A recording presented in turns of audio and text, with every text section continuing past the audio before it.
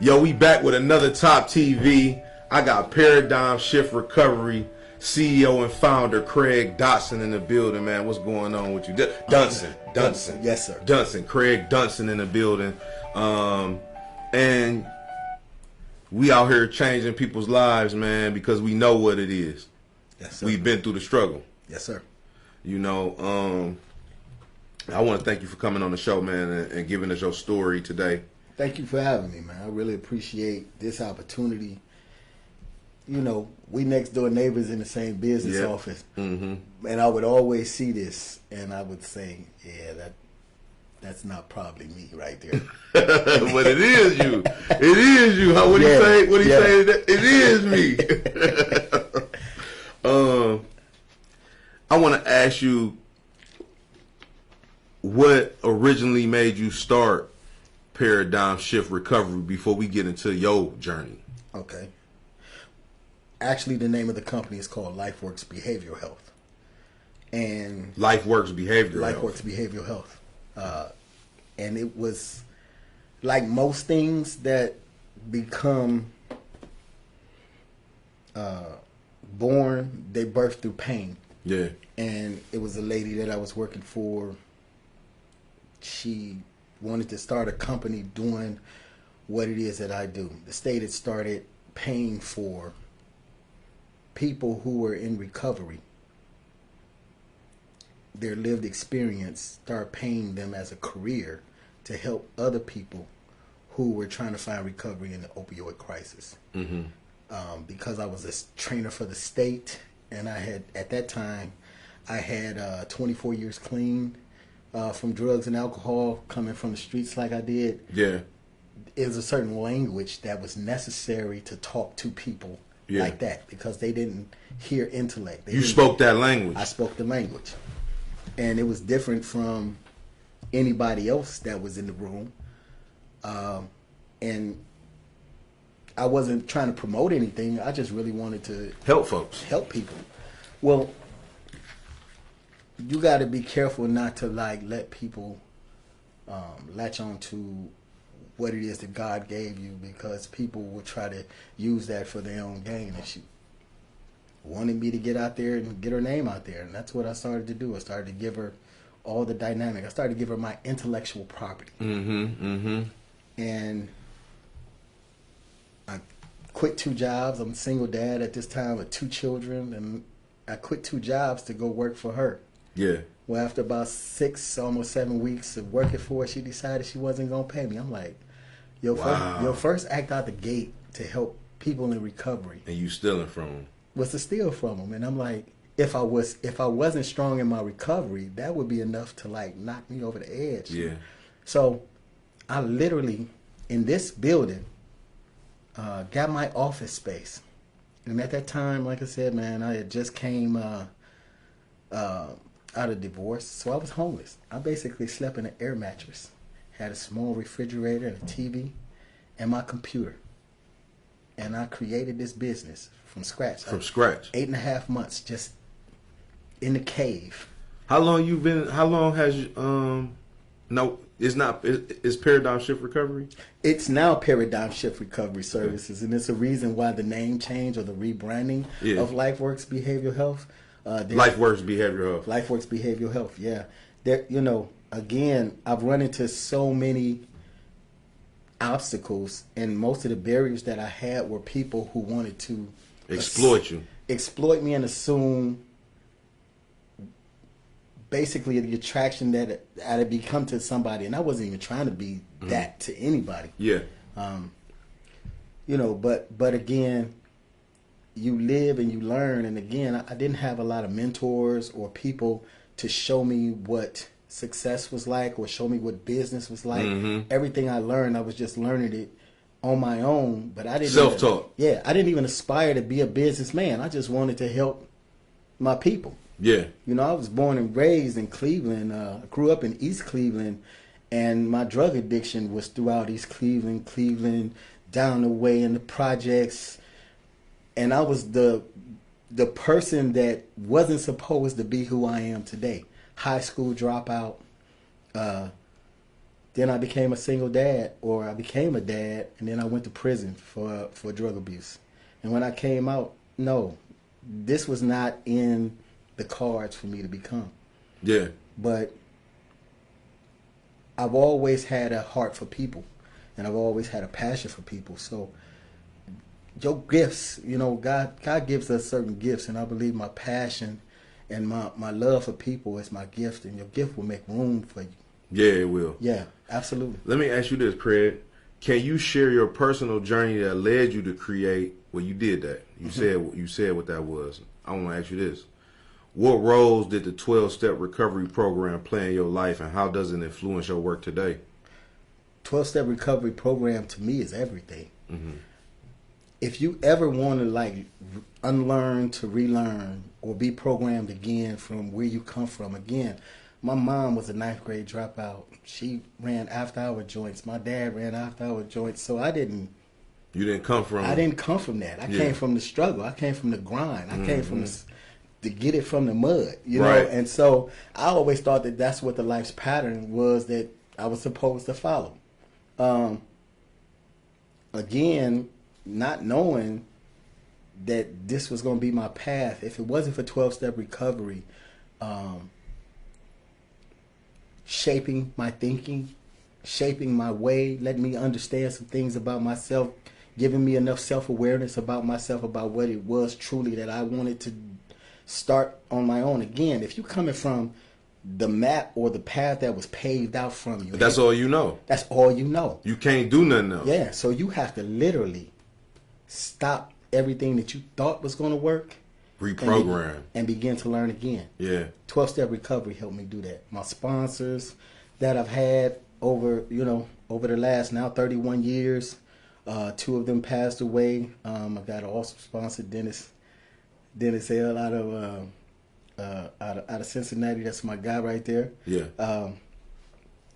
But if it wasn't for those guys pouring into me the way that they did and letting me understand my worth or helping me to understand my worth and where I was, and I don't know. Just give me an example of some of the things that a sponsor would do for you, you know, when you was feeling weak or you had urges to step back out in that lifestyle.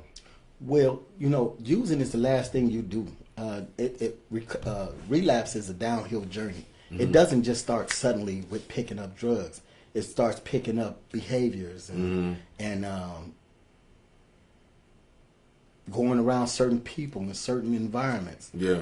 And those type of guys, man, they triggers. And they never told me that this is what I should do. They only suggested like, hey, you might want to take a look at that. Mm-hmm. And where my area of pain really was coming from then was just relationships. Yeah. You know, you don't even come from a background of learning how to do relationships successful, and really that's all life is about. Life is just a big relationship. Whether it's a relationship with money, relationship with your children, relationship with significant other, relationship with yourself. Yeah. So what they taught me in that process, I just know I didn't want to go back that way. Yeah. That was enough for me to just stop and listen. And a lot of times, man, it was really hard. I can't say that I even knew that it was going to turn into 31 years. Mm-hmm. I just know I didn't want to go back to prison. You didn't know you want to go back down the rabbit hole. Absolutely. And then I had a little girl, and that little girl changed my life, man. That became my wife. It's like none of my parents left me just hanging out there by myself. I couldn't afford to leave her out here at all. So, you know. So you stepped up and became the dad that she wanted you to be. Absolutely. Or that you needed to be. Absolutely. In your opinion, what are the most common misconceptions about addiction and recovery? That once an addict, always an addict. That lie's dead. You know what I'm saying? That even when I came out of prison, they gave you a book that's called The Map Through the Maze that said that you're probably going to only be able to have mediocre jobs, a life of mediocrity, working restaurant jobs, housekeeping jobs. They basically was trying to plant a seed of... Program you to be a failure? To be a failure, basically. Yeah. So it was unheard of then for black men to come out as a convicted felon. I don't care that it was just I went to prison for using drugs, drug abuse. It wasn't. You wasn't out here robbing and busting nobody over the head. I was. But, yeah. You but know, you wasn't no stone cold criminal. No, I wasn't that yet. Yeah. And I say yet because had I stayed out there, man, it was only a matter of time. Mm-hmm. You know, again, everything you starts at the beginning, and in the beginning, it seems like it's fun. It seems like it's easy, but the more you go in, the harder it becomes. And that's anything it is that you do. You know, from doing podcasts and things like that. That's what I'm even understanding about my business. When you get to the top of the hill, yeah, you really starting at the bottom of another hill that you now got to climb again. So, man, say that. Yeah. So you better say that. Man, so you know, the climb is never over. We call it the uphill journey that we got to face in recovery. What motivates you to keep doing this work after 31 years in a long-term recovery? There's somebody's destiny that's linked to what it is that I do. I don't know who God continues to set me, and my belief in God. Let me tell you that's really like my focal point of life at this point. Yeah. 56 years old. I'm pretty much done. Man, you look good, man. Yeah, 56, man. Yes, sir.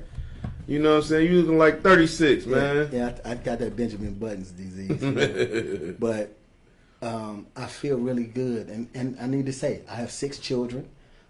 Actually, I'm engaged. And man, congratulations. Thank you. And she has 2 daughters. So now I have 8 children. I have 3 grandchildren.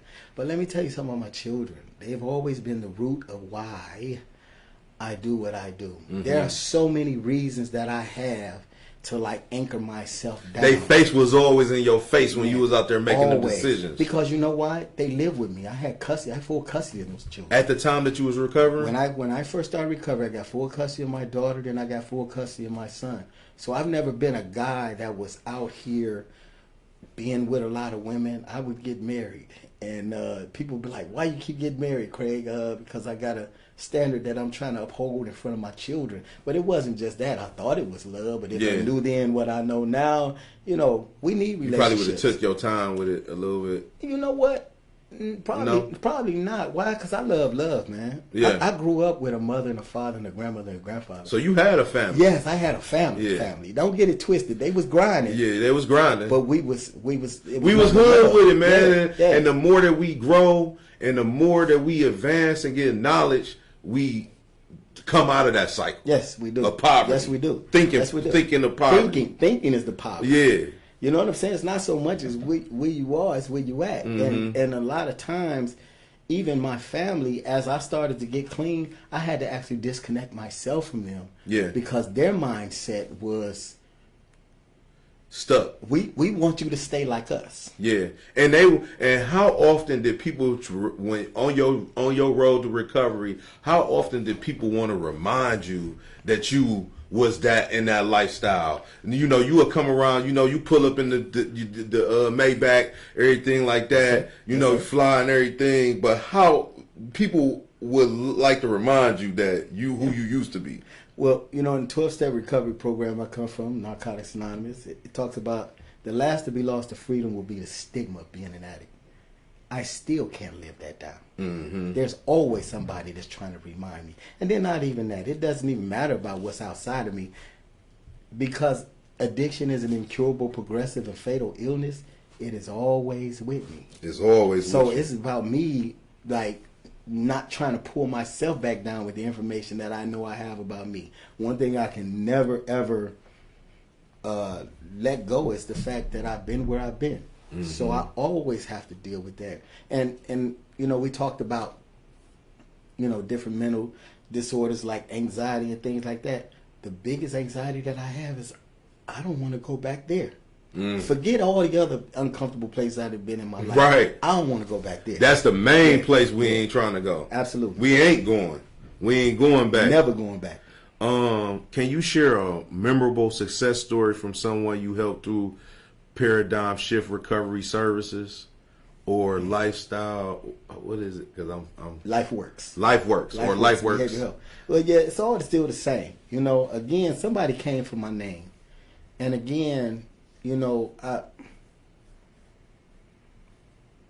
I'm never going to disparage. You know, I used to work at AT&T for 16 years, and they say never disparage the competition, even when it tries to kill you, right? Or even when it tries to talk. So it doesn't matter. I don't feed energy to something that I know does not exist, and I'm not trying to like convince anybody that I am who I am, because you don't have to explain yourself to anybody who believes in you. And those that's gonna hate on you, you can do all the explaining in the world, they ain't gonna never believe you no way. Right. So I stopped trying to fight those fights, but they tried to drag my name through the mud here in Cleveland. Kind of blackballed me for a minute here in Cleveland. In that particular arena of recovery, the recovery arena, in that arena of behavioral health. And behavioral health. Yeah, because I brought them in and they were working for me, and I showed them all my intellectual property, my secrets, my policies, procedures. They stole them. And you wasn't a business, and so they seen you as a model, but they didn't respect you as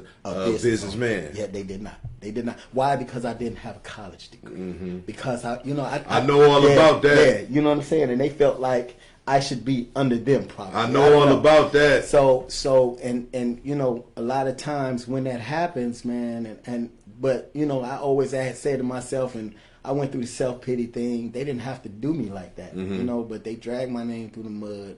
They cost me $500,000 in grant money. I know all about that too. And look, and that was right before COVID. I went from here to here 2 weeks before COVID, and I had 2 children. And if it wasn't for the world stopping and them not evicting anybody and them not... You would have been in a little trouble. Oh, man, I would have been I would probably been living back in my office again. Yeah. You know what I'm saying? But I wasn't going to stop. I get from you, Craig, that you always been a worker. You know what I'm saying? I'm hearing I worked 16 years here. I did this, I did that. And so... addiction don't got a particular face. No, it doesn't. Because you will have somebody out here working a job, but they can be a stone cold addict. Well, that's the thing. While I was using, my job was just out there getting in all kind of mess. But I got clean when I was 24 years old. Okay. And like I said, now I'm a single father. So, but let me give you another misconception about what addiction is. Addiction ain't always about getting high. Right? Addiction is not about the drink or the drug. It's not about it could be sex, it could be food, it could be approval.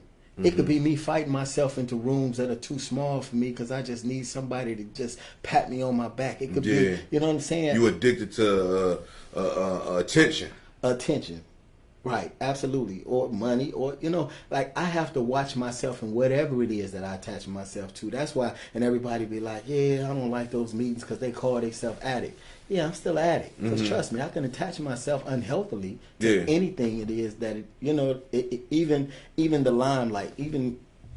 I don't like being out here on camera. I know that I just have an assignment to do from God, man. So whatever that is, and whatever. Well, I'm glad I was able to get you out here, man, because we're gonna help some people today. Absolutely. You know what I'm saying? Absolutely. We're gonna help some people with this powerful story today. I want y'all to stay tuned to this Top TV with my man Craig Dunson, Paradigm Shift Recovery. Yes, sir.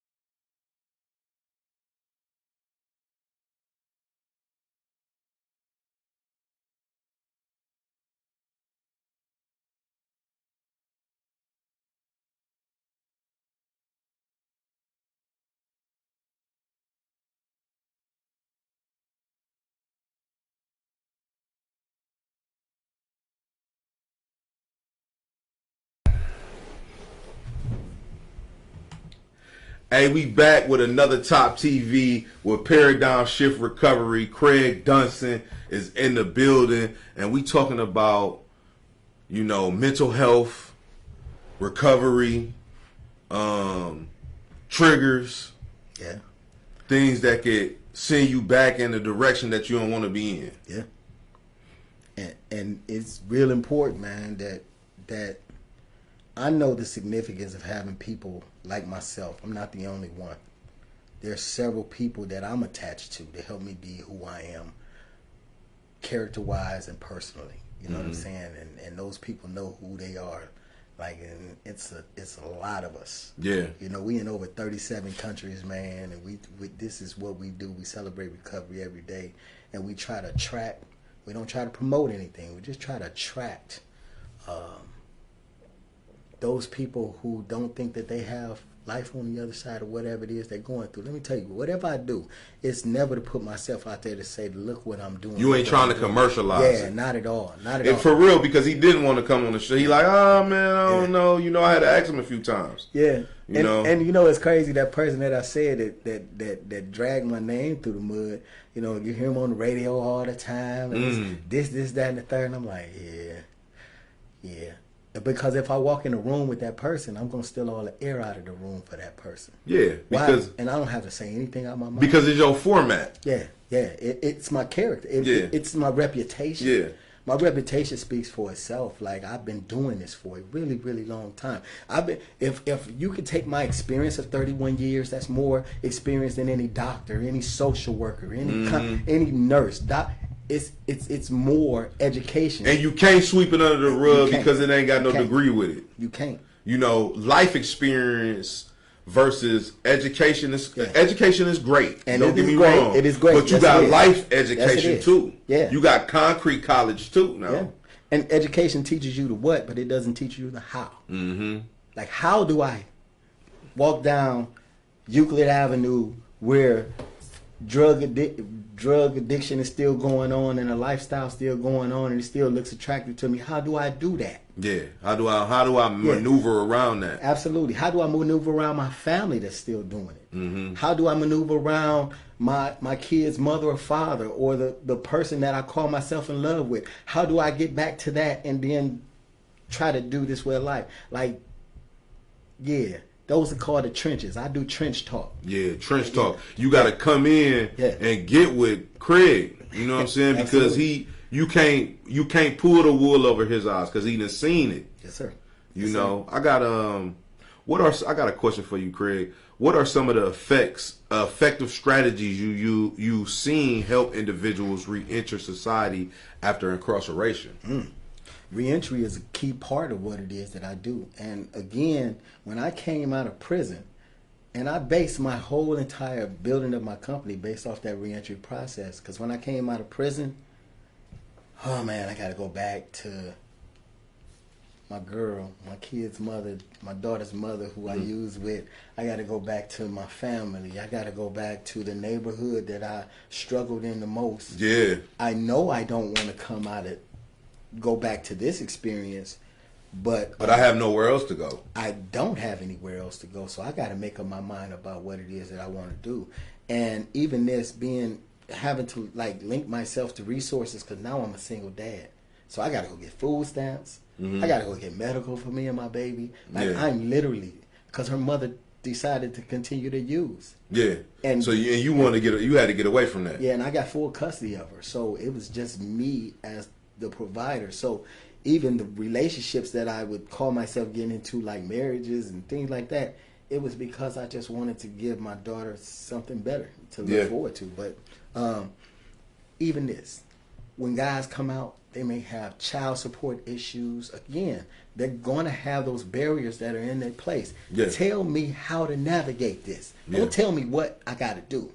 I know what I got to do. Yeah, give me a roadmap. Show me. And you know what? I can't give you a roadmap for next week, next month, next year. But if you let me walk with you today, I guarantee you we can get through the day together. Yeah. And so tomorrow we'll try it over again. And so that's the road. It's one day at a time, one step at a time. That's what's up, man. How do you approach mental health challenges within the context of addiction and recovery? Okay. Well, it's always normally where there's drug addiction, there's unaddressed mental illness. It's a disorder. Well, the disorder is, yes, that basically just functioning. It becomes the illness when it's lingered for so long and you don't really know how It to becomes come the out disease of it. then. Yeah. So even me, I have disorder sometimes. You know what I'm saying? Where things just get to me, but I have coping skills to deal with the disorders now. But when it's like embedded for years and years and years of And untreated. and it's a pattern. And so now people think that, and this is what society thinks, if you put somebody in jail and they get clean, oh, they good now. No. But if they have unaddressed mental illness, it's not the drugs that take you back to using, it's the pain of living that take you back to using. So you're not even being able to really live with yourself or be with yourself because bipolar issues, schizophrenia, schizoid affective, depression, anxiety. Like, tell me what this is. And sometimes medication is necessary. Sometimes it's necessary. Not all the time, but to each his own. The bottom line is there's a way to get you stabilized. Yeah. That to way, help you get on the road to recovery. absolutely. Because again, if you don't take care of that, before you know it, it's just like life is too much for you to handle, and you just go back to using as a way out of yourself, of dealing with escape, yourself. to try to escape absolutely. reality. Yeah.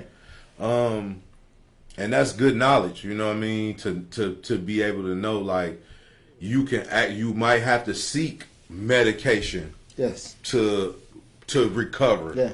But you know what I mean? but in the black community and in the black family, they was always say don't put the label of being, crazy on you, or don't cop to a mental health illness diagnosis. And it's like you gotta hide it. Yeah. And shame is something that the black community is all, but that goes even back to slavery.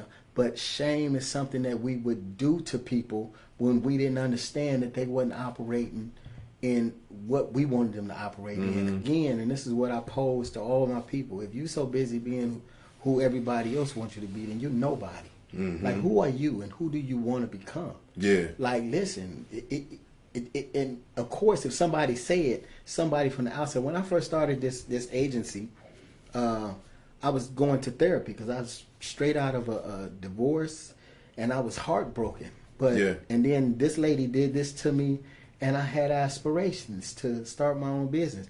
She diagnosed me with bipolar disorder and told me that I was having a manic episode. I say, why do you say that? She said, because you're sad over here, and then over here you have all of these lofty ideas. I say, so you don't believe I'm going to start my own agency? She said, no, Craig, you don't even have a college education. Why do you think you, what gives you the right to think that you can? What? I'm going to show you. Better not could tell you. I'm going to show you. Better not could tell you how great I am. Do you know who I am? Yeah. And it wasn't about that. It was about, I had a true desire to want to just help these people. And I called, and I started to call the state. What do I have to do? Oh, yeah, she had a little fire. It lit a fire up under me. It was two fires. It was just like the I'm gonna tell you, it was like the perfect storm. This person over here doing this to me, this person saying that to me, like, baby's mama tripping because I don't have no money coming in. And then what was in your mind? Like, either I'm gonna do this or I'm gonna go back. Sink or swim. Yeah. It was life or death for me. Hey, we gonna come back with Craig Dunson, Paradigm Shift Recovery. Make sure y'all stay tuned to this Top TV, y'all.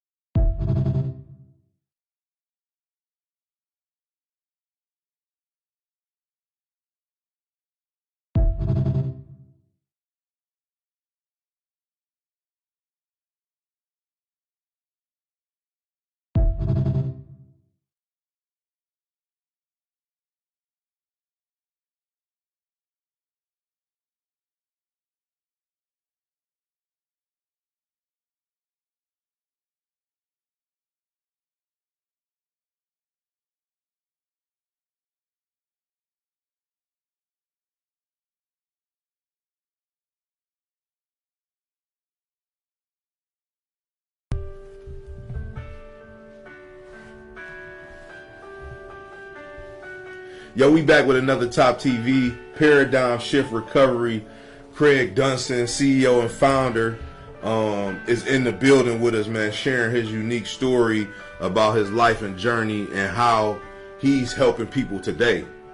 You know, and if you could use his help, you know, you can always reach out to Craig here at 17325 Euclid Ave. You know, that's and you know, go to the office, probably get the directory if you're serious. You know, because we only dealing with serious individuals, that people that really want to get on that road to recovery. Absolutely. What unique services do Paradigm Shift offer that set it apart from the other recovery organizations? Authentic peer support. Mm-hmm. And what I mean by that is there's a lot of people that do peer support. Of course, it's really the foundational service that enables the other services to flourish. If you're talking about drug treatment, if you're talking about which is considered intensive outpatient treatment, if you're talking about even mental health, somebody checking in on you every day, the privilege or the gift of having someone check in with you, that when you share something with them, it's not too far-fetched, it's not outlandish, they're not telling you that you shouldn't think like that, they're not telling you that, you know, they listening to you with empathy. Right. You know, with some wordless recognition of faith, belief, and understanding. They listening to you, and they kind of like identifying with you, and then then 9 times out of 10 they have some experience to say, you know what, that happened to me before, and for me it was like this, and being able to give somebody something like, oh, you struggle the way you I can did. relate. Yes, absolutely, and relatability is everything. Mm-hmm. Again, that part gets somebody through the day to what? Get them back to their treatment tomorrow. Or encourage them keeping their treatment tomorrow. Because how frustrating is it for the person who's struggling with addiction? How frustrating is it for the person who's struggling with mental health issues?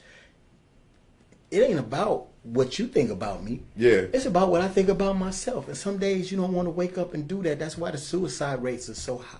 Yeah. Especially in hiring black women. The suicide rate is higher in black women, but they're more successful with black men. Why? Because black men choose more evasive ways, like guns. Mm-hmm. You know what I'm saying? Women may cut their throats or something like that. Yeah. Or cut their wrists or something like that. But still, and we're talking about in the black community, we have young girls who are now committing suicide at an alarming rate because being bullied and being shamed, and this is a real thing, man. I want to ask you that. What role does self-awareness play in the recovery journey? How can one develop it? Well, like I said, thank God for 12. Let me tell you something, man. I wouldn't be where I am and know who I am. I did not know I was me. Mm-hmm. Thank God for 12-step recovery. Yeah. And I keep saying 12-step recovery because we have certain principles we live by where we're not trying to promote anything. Yeah. You know what I'm saying? I know where I come from. I know what it is. Everybody has a stigma about 12-step recovery. I don't go to them meetings, and what them meetings gonna tell me, they're gonna tell you about who you are. Yeah. You know what I'm saying? And they're gonna help you to discover and identify and learn who you are to yourself. Even your gifts, like, you know what I'm saying? Not so much as what negative labels other people put on you or society put on you. Man, there's other parts about who you are. Mm-hmm. When you use drugs and alcohol, or you have unaddressed mental illness, you're going to do things you normally wouldn't do. So of course those have negative connotations, that have negative consequences and negative results. Situation, results. You know what I'm saying? Yeah, because my mom, she's been recovering for a long time. You know, she got about 30+ years herself, sober. And I used to go to the meetings, you know, and sit in there with my mom. And you got all walks of life. Yes, you do. You know what I'm saying? Yes, you got all walks of life that's come out of there. It ain't just about you got to be a bum on the corner and this and that. You got all type of people that's in them rooms that you probably would look at and say, hey, they're not like that, but they really have to go and get them 12 steps. Yeah. On a daily. Yeah. to survive out here. And I know a lot of famous people, but the anonymity, we don't talk about faces and names because the disease don't care about faces and names. They don't care, you know what I'm saying? Like, so when it comes to all walks of life, yes, all walks of life, people you wouldn't even think that is in recovery, man. Some of the greatest and most brilliant minds suffer from mental health and have suffered from drug addiction. And if you able to like live two lives in one lifetime and be able to come back and talk, if you died spiritually, mentally, emotionally, and you able to come back from the grave and talk about from the grave, how powerful is that to tell somebody who's currently in that same grave, that's or digging that same grave, hey, you don't have to dig that grave anymore. Yeah, because I've been there. Yeah, absolutely. Well, what I got to do to stop digging this grave? Just walk with me. Just walk with me. Just walk with me. Yeah. So not a lot of people can make that draw that correlation, and so again, that's what separates Paradigm Shift Recovery Services from a lot of agencies, because those agencies are ran by. They just agencies. They just putting people in place for the gain of the state versus actually helping people getting down in the root of the real issue. Now let me tell you, because there's some agencies, and not just people come from lived experience. Because it's a guy by the name of Wallace Green, man. When I came out of prison, and my judge, he told me that I was a habitual drug user and I needed to be saved for myself. So that man sent me to prison for 18 months, and then he brought me out and gave me 5 years paper on top of that. I'm like, man, all that for just wanting to get high? Like, that's all I did. Like, so, but today, it's a medical problem. It is a disease. So that's the way it's treated right now. But I thank God for that path that I went. When I got out, they sent me to IOP, and I met this guy named Wallace Green. He was one of the most dynamic, just infectious dudes. This dude just was like, he put it all out there. And I said, you know what he do is what I want to do. Mm-hmm. I seen it. I want to uplift people out of that situation that they in. He let me know that I could be better than I was, and still to this day, that's my guy right there. Yeah, that's what's up. Shout out to him, man, for really pouring life into people. Yeah, Wallace Green. Yes, sir. How can family members and friends best support someone who's in recovery? Y'all need to hear this one. Yeah, y'all need to hear this. Y'all need to hear this one. Stop telling them that this is what they need to do. Most moms, most sisters say, yeah, you need to talk to my brother. You need to talk to my son. You need to talk to my husband. Like, listen, nobody's going to come until they're ready. Yeah. You can talk to them till they blue in the face. You could be beaten, prayed over, jailed, but until you ready, you can be within inches of your life. But until you ready, it's never gonna happen. But at the same token, sometimes it's not even about what's said. Why don't you just show somebody? And again, when I show up in front of people, people know me in Cleveland. Mm-hmm. I don't care. It's been 31 years, but they still know where I come from. Yeah. Those that were able to see me then and see me now, they're like, yeah. And even this, it's just something on people like myself. You walk in the room, man, respect precedes you before you walk in the room. And when they see you, it's like they just know it's something different about what's going on with you rather than everybody else in the room, man. Mm-hmm. I'm only looking for the person.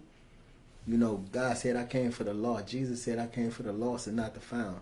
I'm only looking for the person that's struggling. Yeah. Because I want to help that person. But again, I don't get in and be like, this is what you should do. Mm-hmm. I just get in and just start talking to them. Yeah. The conversation is going to reveal what the problem is. Mm-hmm. I just want to help you get into the solution. What is the solution? How can I help you get there? Yeah. You know what I'm saying? That's dope. In your experience, how can individuals build resilience as they navigate their recovery? Resilience is built with time. Mm-hmm. And the only thing that builds resilience is showing up. Yeah. Being accountable. Yeah. Period. Making a choice every day. Every day, I don't care, even with 31 years, it's still a choice that I got to make every day that I'm not going back there. Because how tempting is it when I'm having success or failure. Because success can be Yeah. addictive. Addictive, man. And the thing of it is, No, I want this or do I want that? Yeah. A friend was telling me, man, is humility from God or is it in you? Is it from God or is it? I'm like, it's in you. I'm like, everything is in us, good and bad. We Everything. got ego and then we got humility. You know what I'm saying? Like, dude, which one do you want to serve today? And again, that comes off after time and just self-awareness and where it is you really want to be in life. Like, I'm only here to serve, man. That's what I find that's the only thing that helps me get outside of myself is service to It gives you a everyone. great feeling. Man, there's nothing else that I would rather do with my life. This is what I would do to the day that I live, even without getting money or that being the focal point, because it's still not the focal point. But it's amazing how many people, I don't know, they still trying to make that the agenda. You know what I'm saying? And again, I told you this earlier. It ain't what Fannie Lou Hamer said. It ain't what they call you, it's what you answer to. And see, you, Craig, you made it an agenda to really help people, and God made it his agenda to make sure that you was good doing that. Yes, sir. And again, I know it's nothing slick I did. Why? I didn't go to school. Yeah. I didn't say, oh, this is what I'm going to become, a CEO and executive director of a behavioral health agency. Yeah. Man, I am a felon. I am a high school dropout. I am a man with 8 children. I am a man I have done nothing but failed in my life. And God said, that's the one. I'm going to put in position. He keep getting up from what was supposed to kill him. I'm going to put him in position. That hard-headed dude right there, that's the one I want. Yep. Like, so, hey, as long as he keeps standing me up, I'm going to keep showing up. That's what's up, man. You a single father? Yes, sir. Well, not anymore. Not anymore. Well, you once were a single father. Yes, sir. What do you wish more people understood about the struggles of single parents dealing with substance use issues? Wow.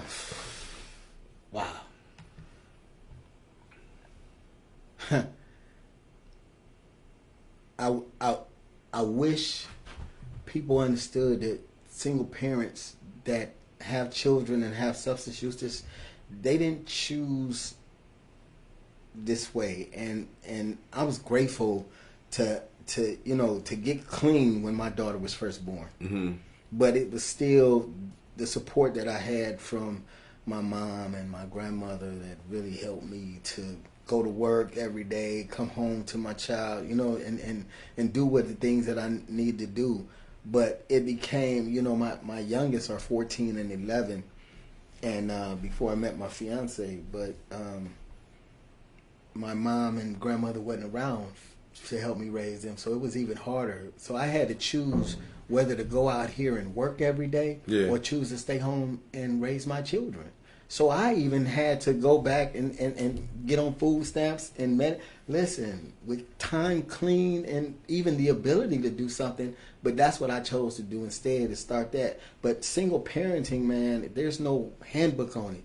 Right. You can't say that this is how somebody's supposed to be or how somebody's supposed to act. Listen, they're struggling to survive. They're doing the best that they could do. And I'm sorry, if you can't get in and help assist them, then please don't put your hand on them to tear them down, because they're doing the best they could do. And most parents, even while using, man, they love their children. They just don't know how to love themselves and their children at the same time. It's like, man, and a lot of times, because of the abandonment of self, dereliction, because the abandonment of self they have for themselves, it looks like they're abandoning their children too. So, and then again, that's a perpetuated pattern that now we got to deal with the children who were raised with that trauma of having a mother or father on drugs, or father might want to go down that same path. Yeah, what a lifestyle. But again, those are still the children that we dealing with now that are going to junior high school and high school, because most of them getting high with their parents right now. Because weed is just something that's socially acceptable. And they trying to get everybody high. I'm glad I stopped smoking weed. I ain't smoked weed in about a month and a half now. Yeah.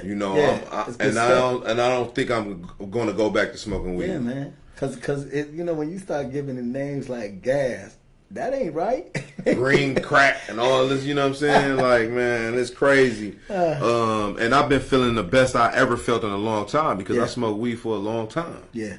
You know what I mean? Yeah. And Let me tell you something, and this is crazy because I can say this today.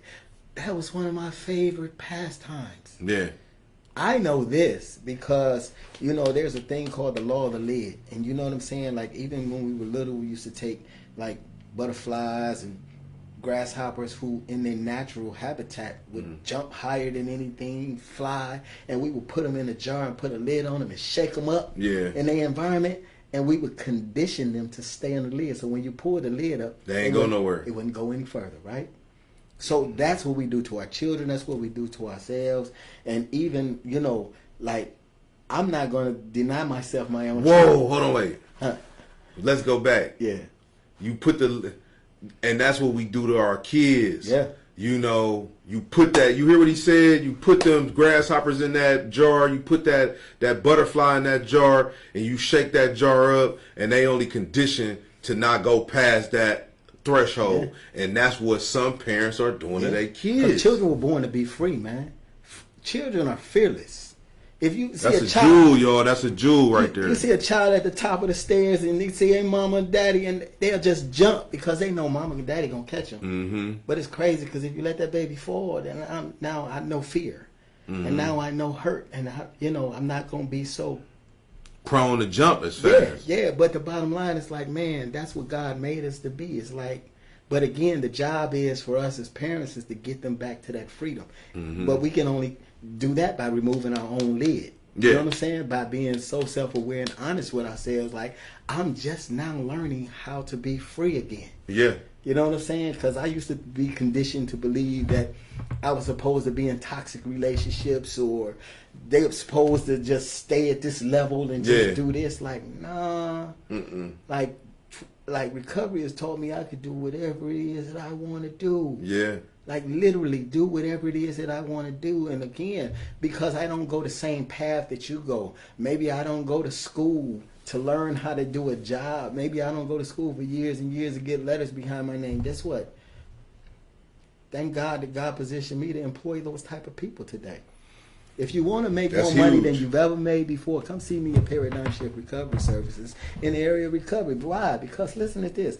I'm not going off the world system about what this thing is about. Yeah. So again, even when it comes to how I treat people, I value people and the lives that they want to live. So I'm not trying to like put a lid on them. Yeah. And even if I could help you start your own business, I'm trying to share that information with you. But again, you want me to put my hand to the plow to help you get all the way up to where I am, but you won't put your hand to the plow to help me. Mm-hmm. You know, that's one hand washes another. Always. You know, what are some of the most rewarding aspects of work as a peer recovery support specialist?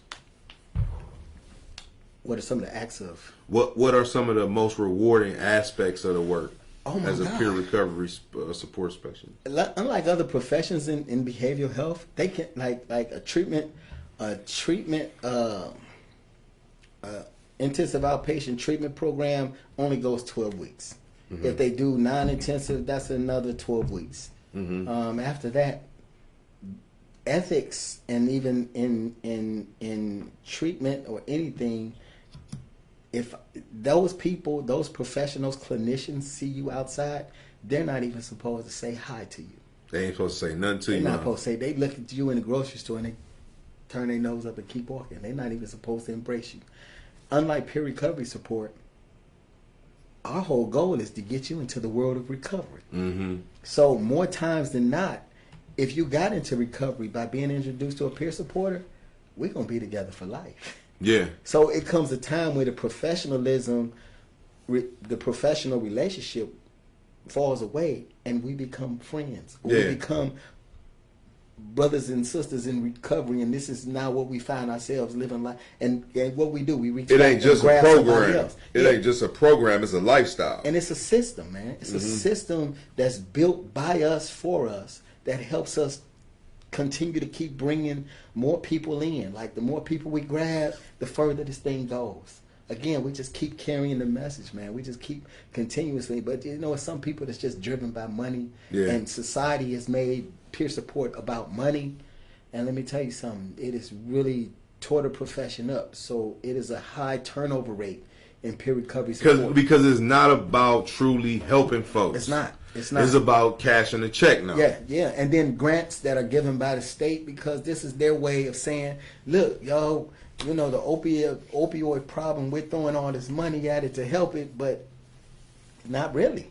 Not really, because you're not putting people who are there to really be equipped professionally enough, because most people that come from the background of high school, drop out, no college, now you're going to get them into this professional level, and you want them to act like you with a college degree. And so it don't work that way. There's a lot of classism. It's a difference. Yeah, there's a lot of classism in the workplace, and there's a lot of hostile environments in the workplace, because you have those elites. Yeah, that think and they doing it off of education and not an experience. Not an experience. And then you got some people that's educated and experienced, but most of the time it's definitely a gap there. It's definitely a gap. But even this culture in those type of places would teach them to treat you less than. And so you have to treat you like you are nothing. Like you're nothing. Like you only here because we allow you to be here. And we don't want to let you really take a look at our records and this, that, and the other. Listen, man, if I'm a colleague of yours, or I'm a coworker of yours, you need to open up the books. Give me the same level of respect that you give everybody else here. But again, that's what I'm trying to do is, as a trainer for the state of Ohio and OMAS, when I'm doing my peer support class, I kind of let them know that, in the workplace environment, this is some of the things you're going to be exposed to, but these are the ways that you should handle that. Yeah. You should understand that you're giving them a blueprint. Yeah, absolutely. Absolutely. Because like I said, my first act out the gate with doing this job was somebody not paying me my money, because they thought that they could get that off on me. Why? They thought I was stupid. A couple years later or months later. Yeah, a couple of years later. That ain't stopping nothing, and we out here helping people. We out here giving people a blueprint to recovery and showing people a better way to life. You know what I mean? Yeah, man. As a trainer, what do you find to be the most impactful skill or tool to share with those in recovery? How to use your story as the tool to help other people. Yeah, that right there. Testimony. Look, because listen to this. Again, peer support is the only discipline in behavioral health that didn't require for you to read a book to get it. The only thing that could have got you the information that you got is the life that you lived. So why would you shy away? Why would you shy away from that? Yeah. And yes, there are women who have had horrific experiences with being raped, beaten, molested. This is the only profession where those things now become a golden tool. Oh my God, to be able to, a sharp sword, yeah, two-edged sword to help cut away from somebody else who feel like they can never have a life worth living because those things happen to them. Yeah. We got them people in here that know, that's actually been through the struggle, because Trump just did something. He just took a lady who was who was incarcerated that he pardoned and put her at the head of the pardon department. Oh wow! To make sure that these people was really serious about it. Hey, look, and I'm gonna tell you something. I don't agree politically, but at the same token, a person with lived experience who never thought they would have a chance on the other side, having an opportunity like that. Yes, he did that. Look, that's a black woman too, a sister. Look, that's the he did that for a sister. Look, I commend that. That was a cold move. He did do that, and that's what I'm saying. Cause so it's like this. Her is like her being who she is. It's like the surgeon that's doing the surgery, that the brain surgery or the heart surgery or the life surgery that's necessary to cut off or cut into. Yeah. What almost took that person's life and teach that person how to live. Because I think she did have life or something like that. Or she was going to die in there. Wow. She probably 9 times out of 10 was going to die in there. But you know what prison taught me? Prison helped me educate myself. Prison got me my GED. There was a man that was in there once I got my GED. I suffer from imposter syndrome so bad. But when I was in prison, man, I tried to go and get the test, and because to me, I need to hurry up and try to get this GED. Well, once I took the pre-test over in Lorraine, they didn't come back at me at all. And I'm like, what's going on? I see dudes going to GED classes, so I finally asked somebody, like, well, what's going on? They said, Craig, you scored too high on your GED test. So you got to wait till after you either fail the GED. I'm like, man. I got to fail again? I got to fail in order to get what I want, yeah. So, but I did it, and there was like 100 guys in this room, man. We all taking the test, and I'm literally putting thought. I haven't been to school in so long, but I'm just putting thought into what's in essays. front of you. Yeah. And so when we go back for the results a month later, you know, and it was guys getting up like, yeah, I killed it. And I'm feeling like, Craig, you so stupid. You da-da-da-da-da. Man, we come back in there. The guy starts off saying to all of us, I'm so proud of you all for doing this, but unfortunately it's only 2 people that passed. And I'm like, yeah, I know I'm not one of those, you know, with my stupid self, you know what I'm saying? I'm so condemning myself. He said, but I need to say this. It's one guy. What are you doing in here? You need to be a teacher, a trainer. He was calling it out. And I'm like, you know, and I'm just knowing it's not applying to me because I'm so dumb and I'm this and I'm. You thought. And so he called. I was the last person to get up and walk out of that class for taking the test. So they called you in order. Yeah. So I was the last one. He said, yeah, Mr. Dunson, I've been waiting to get to you.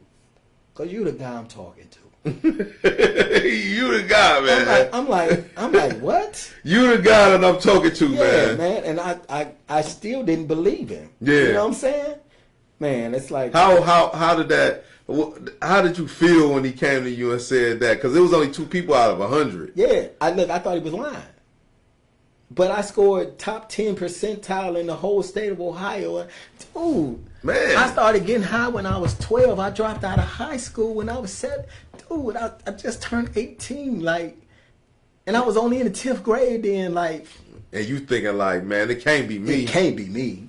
It can't be but me. It was you. And then when I went to college, I went to Tri-C, right? Because I did try to do the education thing. Education is not for me. You know it ain't for everybody. It's not for everybody, right? Some people more hands-on. But it was crazy because you had to take an assessment to get, you know, an English and a math assessment. Math assessment did terrible in that. No, I was going to do terrible in that. But the English assessment, I scored 100% on it. They put me in English honors class. I'm like, oh, they. So you a writer? Look, and yeah. I love to learn. Yeah. I just don't like learning the way schools put it. Yeah. And again, when I be looking at people who struggle with that, they be putting their self-worth in, can I get the degree? Or I got to get the degree. No. I got to get the job. If that's not your path, no, then that's not your path. You can't stop. A piece of paper ain't stopping nobody from doing nothing. Yeah. If you really want to do it, you're going to learn how to do it. But let me say this too. I'm not saying nothing's wrong with education. It's great. Get an education. Beautiful. Man, I got it can open a lot of doors. I got some of the coldest, intelligent, smart brothers and sisters, man, that's doing their thing. I'm just talking about for me. I struggle with that. Me too. My sister, you know, she go get a master's, go get a bachelor's. Yeah. My other little sister, she just LPN. Now she about to go back and do a crash course for RN. You know what I mean? Yeah. Me, I ain't got none of that. Yeah. I ain't got none of the papers. You know what I'm saying? But they cold with it. You know what I mean? That's their thing. Yeah. And you know what? And I looked at that. So when you go to school for nursing, or you go to school to be a doctor, you go to school to be a counselor or a social worker, like those are disciplines. I'm just going to stay in my lane. My discipline is recovery. And my discipline is business. Yeah. Because the sales environment, the business environment is where I come from. And I just took all of that, my experience, and just put it on top of this. And guess what? Man, what? God, you using this too? Moves you in a whole nother direction. God is in the recycling business. He don't waste nothing. Oh yeah, man. The coldest, man. He don't waste nothing. The coldest to ever do it. Yes, sir. You know, what message do you have for those currently struggling with addiction who are listening to this podcast? It's time. It's time for you to turn the corner. It's time. Look, I am removing all of your excuses to fail. There is not one reason why you need to stay in the position, in the state of mind, in the circumstance, in the terrible relationships that you are in right now, if you want help, you need help, you just want somebody to walk with you, you want somebody to talk to, who are not gonna like shove down their way into into you, but basically allow for you to discover what your way out is supposed to look like, right, and what it's supposed not to nobody be. that's gonna force feed you. Please come see us at Paradigm Shift Recovery Services, 17325 Euclid Avenue, Suite 3040. My name is Craig Dunson. I'm CEO, Executive Director, and I'm going to say it. My phone number is 216-659-1916. Call me directly. Make sure you hit them up, y'all. I'm not running from none of that smoke. Yep. There is nothing that you're going through that we can't get through together. I promise you that. For sure. And I promise you I'm going to be right there in the trenches with you. Let me ask you one more question before we get out of here, Craig. Looking ahead, what are the hopes for the future of addiction recovery services and community support? Oh, wow. Well, I want to open up a treatment center with a detox. That's my aspirations within the next couple of years to do that. Again, nobody ever told me that I could do this. Yeah. And the more that, man, God is so awesome in my life, because the longer that I stay, I've been in this business for 7 years. Yeah. They told me I wasn't supposed to be here. They said they was trying to steal and all They that. told me I wasn't supposed to be here. But even when they try to drag my name through the mud, man, God just seemed fit, because, again, to detach yourselves from certain energies, certain people, sometimes he knows that you can take it, so he got to create the and you know what? That's what it is. On his stage, he'll allow for you to be torn down in front of everybody. Dramatic. Because that way, when he stands you up, nobody can take the credit for it. Yeah. And there's no rhyme or reason why is this guy still standing? It gotta be God. It gotta be God. I did. It ain't nothing but God. And so I'm just gonna keep walking in my assignment. I'm gonna keep walking in my purpose, and I'm gonna keep having a vision, and I'm gonna keep being a visionary about how it is that I want to help recovering addicts and people with mental health get better, and watch our children get better. I got a way that I see it, and God is blessing it, and I'm just gonna stay on my path. Putting it on the world. Yes, sir. Man, I appreciate you coming out, dropping jewels, man, and telling your story to the world, man. And make sure y'all keep staying tuned to powerful stories like this. And if you need some help with recovery, if you need some help with re-entry, make sure you come and get with Paradigm Shift Recovery, Craig Dunson, yes, sir, right here at 17325 Euclid Avenue. What's that? Suite 3040. At Suite 3040. What's Yes, the number again? It's 216-659-1916. We out of here, y'all. Peace.